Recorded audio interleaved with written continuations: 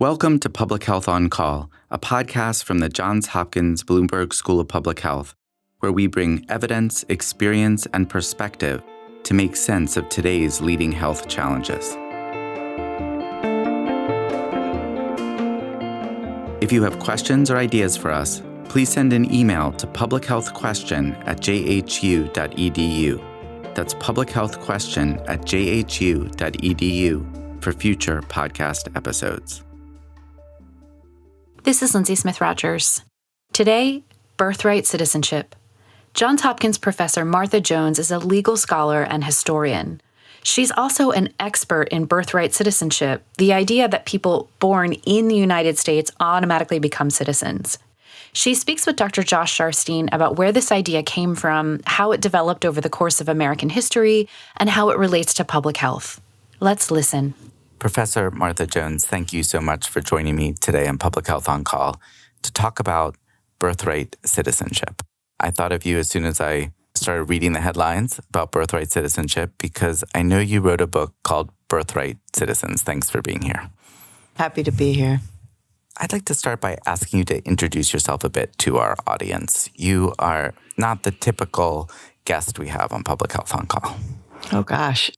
Well, with that in mind, I can just say I am a legal and cultural historian of the 19th and 20th century United States. Much of my work concerns the history of the Constitution, both as a matter of law, but as a matter of lived experience. And you mentioned among the topics I've worked on is the history of citizenship, the history of voting rights and women's rights. And I teach at Johns Hopkins University, Homewood campus, in the Department of History and at the SNF Agora Institute. Great. Let's talk about the history of birthright citizenship, because that is really the basis of your book, which I really loved, by the way. Thank you. It was so interesting, and I'll just say there's a lot of Baltimore in that book, too. In the broadest strokes, there are sort of three major routes to citizenship, not only in the U.S., but across the globe. In our regime, it is birthright, one's relationship to the soil, to the territory that principally bestows citizenship. In other regimes, we see blood relations, who your parents are, who your grandparents were, as determinative of citizenship as well, or instead. And of course, in all those regimes, naturalization, right? The immigration and the adoption of new citizenship. But birthright is only a whisper, if even that, in the original Constitution of the United States. In 1787, the framers of the Constitution recognized that there is such a thing as a citizen of the United States, but they never really sit down and determine to tell us who is a citizen and by what terms. There isn't an opportunity or an impetus for really profoundly rethinking this muddled state of affairs until the Civil War, until former slaves are now looking to be citizens of the United States, and we have a radical transformation in the law. So let's just pause there. I just want to make sure I'm tracking. Birthright citizenship means you're born in the country, you're a citizen. Yes, you're born in the territory, born on the land. Yes, you are a citizen of the United States. And it's important to say, Josh, because I don't know about you, but I'm a birthright citizen, but I might have forgotten that or just overlooked that until this became take it for granted. People take it for granted. Mm-hmm. Okay, so when the country is formed, it's very much unclear, is what you're saying, whether, in fact, people born in this country are citizens, and that particularly that big question mark is over Black Americans who were born in this country. Yes. And so leading up to the Civil War, there is a big court case about this. There is a notorious one, Dred Scott versus Sandford. And in the Dred Scott case, Mr. Scott has sued, claiming to not be a slave. He wins, he loses in the state courts, winds up at the U.S. Supreme Court, where only citizens of the various states can sue. And so the court says two things. Mr. Scott, you can't sue in this court because you're not a citizen of the United States. Why are you not a citizen? Because you're a Black person and an enslaved person to boot. And so the court determines that he's a slave, denies his freedom suit, but somewhat gratuitously, but importantly, also declares that no Black person can be a citizen of the United States. That's 1857. So even though they're born in the United States, the Supreme Court says in the Dred Scott case, you're not a citizen. And right there, they're saying there is no birthright citizenship right there. There's no birthright citizenship for Black Americans. Now, that's not in the Constitution, but it is the court's interpretation, and Black Americans continue to advocate otherwise. In the book, you talk about how people who were really hoping for a different kind of decision didn't give up at that point. No, not at all. And so we can see, even in the state of Maryland, in Maryland's high court, in a case called Hughes versus Jackson, a free Black man sues for custody of his children and his wife. They've been held, in his view, illegally as slaves. And in Maryland, the court says, oh, no, Mr. Jackson, you may not be a citizen, but you have the right to sue and have access to our courts. In other parts of the country, in the Midwest, as justices from the Supreme Court ride the circuit as they did in those days and sit on regional courts, they also hear cases brought by African Americans and begin to carve out exceptions, right? A Black person who is not descended from a slave is a birthright citizen, et cetera, et cetera. So Dred Scott, while harrowing in its conclusions, is not the end of the debate. It is just, it turns out, one salvo in an ongoing debate that continues into the Civil War. So then we have the Civil War. And on the other side, what happens that's really important for birthright citizenship? Well, part of what's happening, of course, is that on the one hand, on the side of the Union and the Lincoln administration, you have increasing pressures and increasing need to seriously consider that Black men might enlist as soldiers and become part of the war effort. Mightn't that open the door to citizenship? And on the other hand, you have tremendous pressures because there are thousands and tens of thousands of Black refugees from slaveholding states who are taking advantage of the war. And already in Washington and in the surrounding environs, you have tens of thousands of people and ultimately millions with the abolition of slavery in 1865, whose relationship to the nation, relationship to the Constitution, relationship to the body politic has to be resolved, and we return to the question of citizenship. Let me ask you, as birthright citizenship is being debated post-Civil War for all these reasons, does health play into this at all?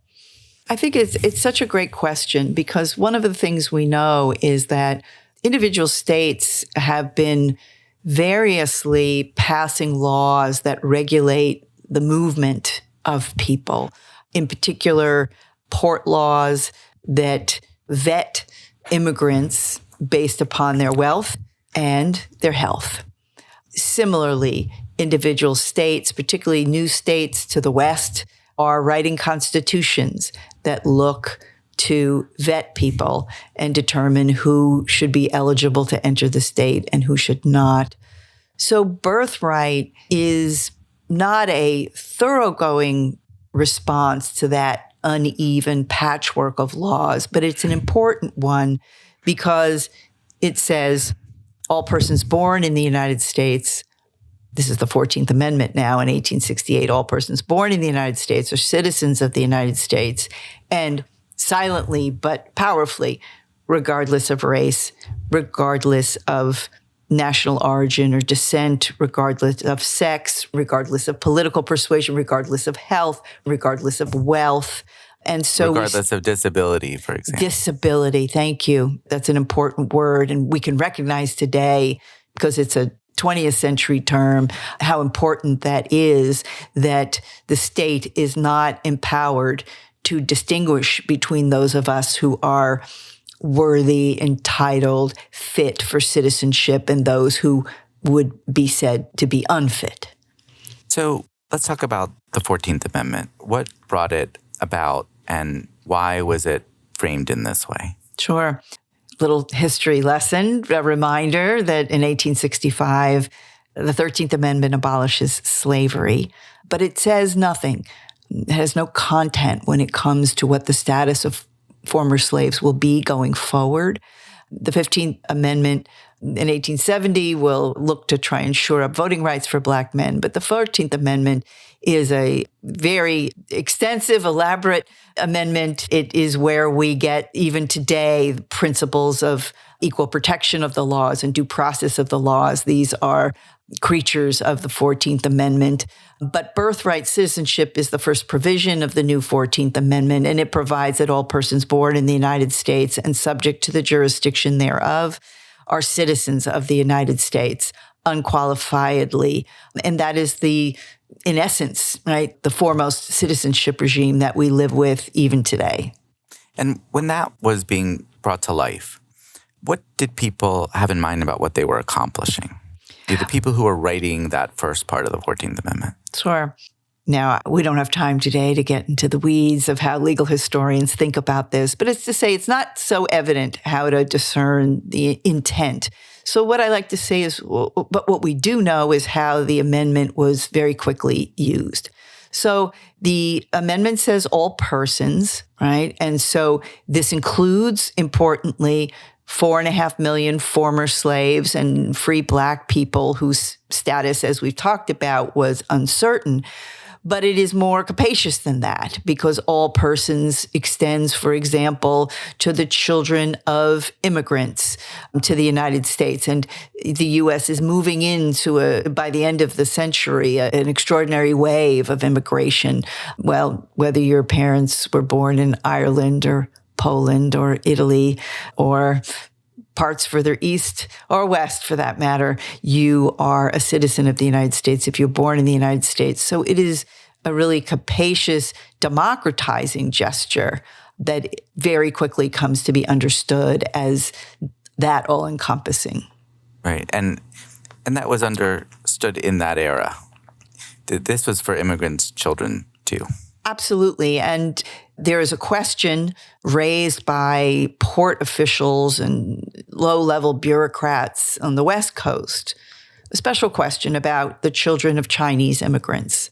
By the 1880s, Chinese immigrants themselves are, by federal law, ineligible to become citizens of the United States. Well, what is the status of their children? It seems on the face of the 14th Amendment that their children, if they are born in the U.S., are citizens, but those young people and not so young people eventually are detained in port cities. They are arrested. They are jailed as non-citizens. And a man named Wong Kim Ark will take his claim to be a birthright citizen all the way to the U.S. Supreme Court. In 1898, that court says, yes, even the children of Chinese immigrants, a child born to parents who themselves cannot be citizens of the U.S., that child is a citizen. And how have the courts looked at this since that time? The courts have not had a lot of occasion to examine this regime. They did briefly in the 20th century with respect to Native Americans. That was an open question. Native Americans were, on the one hand, regarded as citizens of their sovereign nations rather than citizens of the United States. And it won't be until 1924 that by federal law, that confusion or that complication or wrinkle will be resolved and Native Americans will become eligible for birthright citizenship. I mean, what you're saying is that birthright citizenship was not some sort of afterthought in American history. Oh my gosh, no. And it has functioned as close as we get to a human rights provision in our Constitution. Our Constitution is an 18th century Constitution. Wasn't thinking about human rights as we would know them today. But birthright stands for a set of principles to a regime of belonging that is indifferent to all of the vagaries that have confronted us as Americans when it comes to racism and other kinds of xenophobias. Professor Jones, it has been a very illuminating conversation. History has a lot to inform us, even for things that may seem just like ripped from the headlines at the moment. So thank you so much for joining me today. I'm so glad for the opportunity. Thanks for having me. Public Health on Call is a podcast from the Johns Hopkins Bloomberg School of Public Health, produced by Joshua Sharfstein, Lindsay Smith-Rogers, Stephanie Desmond, and Grace Fernandez-Ciceri. Audio production by J.B. Arbogast, Michael Bonfils, Spencer Greer, Matthew Martin, and Philip Porter, with support from Chip Hickey. Distribution by Nick Moran. Production coordination by Catherine Ricardo. Social media run by Grace Fernandez-Ciceri. Analytics by Elisa Rosen. If you have questions or ideas for us, please send an email to publichealthquestion@jhu.edu. That's publichealthquestion@jhu.edu for future podcast episodes.